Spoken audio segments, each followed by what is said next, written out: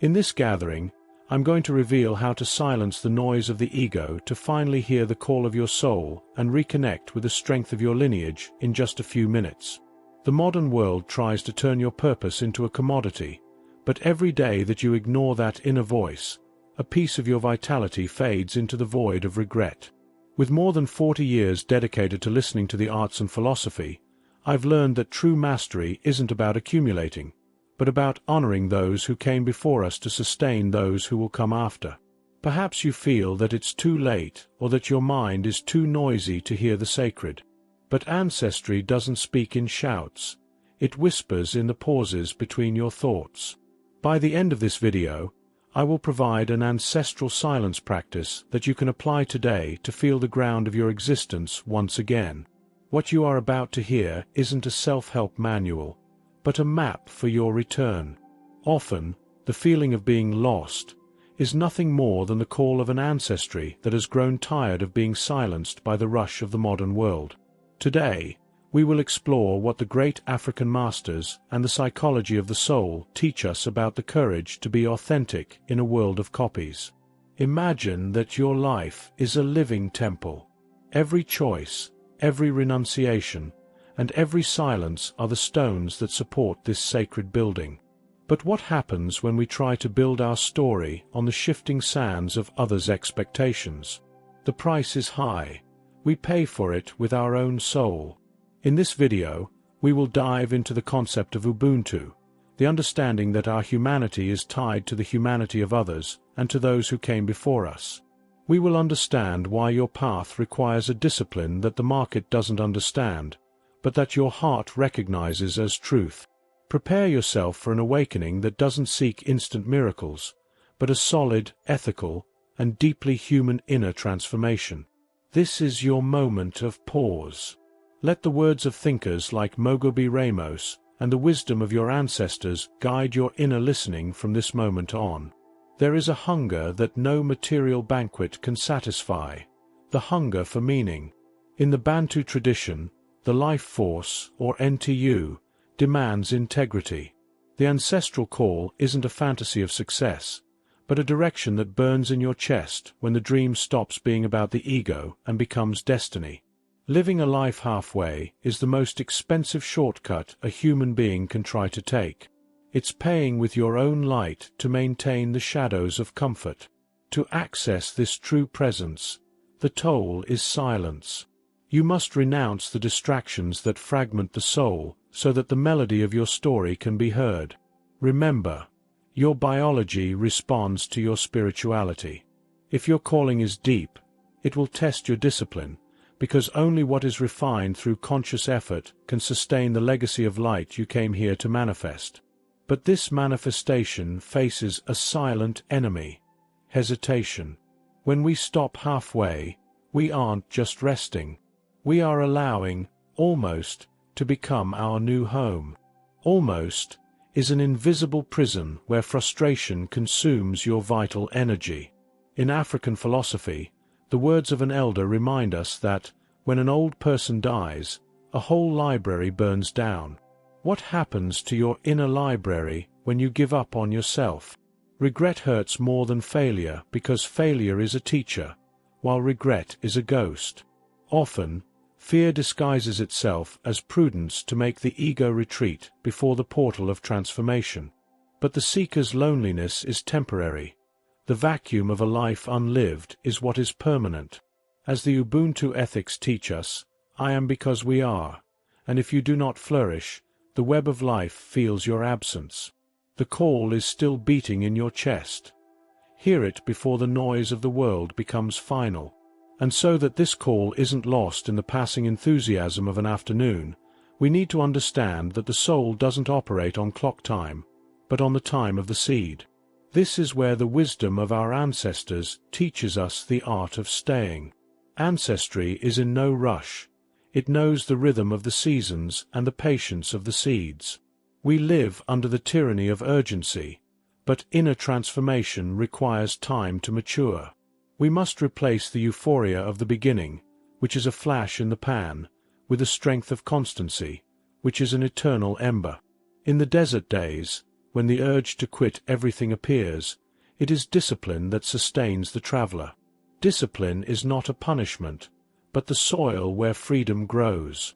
Every conscious step you take today is a seed for the future of those who will inherit your path.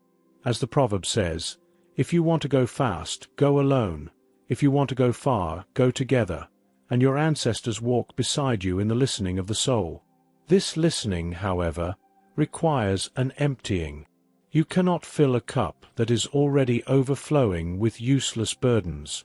To move forward with the lightness of the ancients, one must master the anatomy of renunciation. To reach the mountaintop, you must identify the weight of useless baggage. What are you carrying that no longer belongs to you? Old grudges, others' expectations, the fear of being judged? Conscious renunciation is an act of courage that transforms fear into fuel for the journey. The seeker's isolation is not an escape, but the silence that reveals the truth hidden beneath the masks. Paying the price with presence means dedicating yourself fully to what you do, moving from empty effort to sacred dedication. Postponing your dream, your reconnection with the being, is a slow way of dying. Life is not a straight ladder. It is a river that winds to teach us that fluidity is the greatest of strengths. Following this flow requires discernment, for not all movement is progress. Sometimes, the greatest obstacle isn't on the path, but in the way our own mind creates labyrinths to keep us safe, far from our true power. Beware of the ego that spiritualizes itself just to avoid taking action. The peace that immobilizes us in the face of injustice or our own calling is a trap of comfort. There is a profound difference between the ego's desire and the soul's purpose. The ego seeks applause, while the soul seeks service and expansion. The ethics of realization tell us that we have a responsibility to manifest our potential in the world. Action cures the illusion of the impossible. When you take the first step, the path opens up, and you realize that the pain of the process was just the teacher showing you your divine essence. Reaching the destination is realizing that the path itself was already the dream coming true in the inner silence. You aren't broken. You are in transition. And it is in this transition that we realize the greatest debt anyone can incur is not to the world, but to their own story. Giving up is actually the most expensive investment you can make, because the bill arrives as a bitterness that no distraction can silence. In the philosophy of Amadou Hampate Bar, life is a transmission. When you give up on your purpose, you interrupt a flow that began generations ago. The fatigue you feel on the path is temporary. It's just the body asking for rest, but the frustration of a meaningless life is eternal. Often, the trial by fire, that overwhelming urge to quit everything, arises exactly when you are closest to the finish line. It is the moment when ancestry tests you. Are you capable of honoring the name you carry? Don't pay the price of giving up, for it costs you your peace. The ethical commitment to your dream is what transforms effort into a legacy, and sweat into sacred water that bathes the path of those to come. This commitment isn't sustained by intention alone. It manifests in the soles of your feet. It is the awakening through the step that cures the illusion of the impossible. Often we stay paralyzed waiting for an extraordinary sign, but African wisdom teaches us that the path only reveals itself to those who walk. Each thorn that arises on the journey isn't there to stop you, but to teach you about the resilience of your essential being. Conscious action is what differentiates the dreamer from the achiever. When you decide to take the next step, even without seeing the full horizon, you are molding the tomorrow of your lineage. The future isn't something you wait for. It's something you build in the now, with the firmness of someone who knows that every choice is a prayer in motion. By acting with purpose, you stop being a hostage to circumstances to become the master of your own narrative, transforming the sacred into something everyday and the everyday into something profoundly divine. We have reached the moment to fall silent so that the word can become life. And what if the pain you feel today is the portal to the life you've always sought? Sit with your back straight. Place your hands over your heart. Take 3 deep breaths, feeling the air as a breath that has crossed millennia to reach you. Mentally say, I honor those who came before, I accept who I am now, and I prepare the soil for those who will come. Feel the strength of the earth supporting your feet and the light of consciousness illuminating your mind. If these words touched something inside you, perhaps it's time to take another step on this path of rediscovering your inner truth. Subscribe to the channel and turn on notifications to keep receiving content that nourishes the soul with presence and authenticity. Share in the comments what resonated with your heart. Your story might be the mirror someone else needed to find.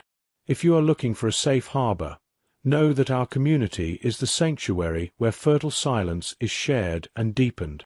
Enjoy the posts on the channel. And, to continue expanding this field of presence, we suggest the video pinned in the card. May it be a source of inspiration on your journey. Peace and light.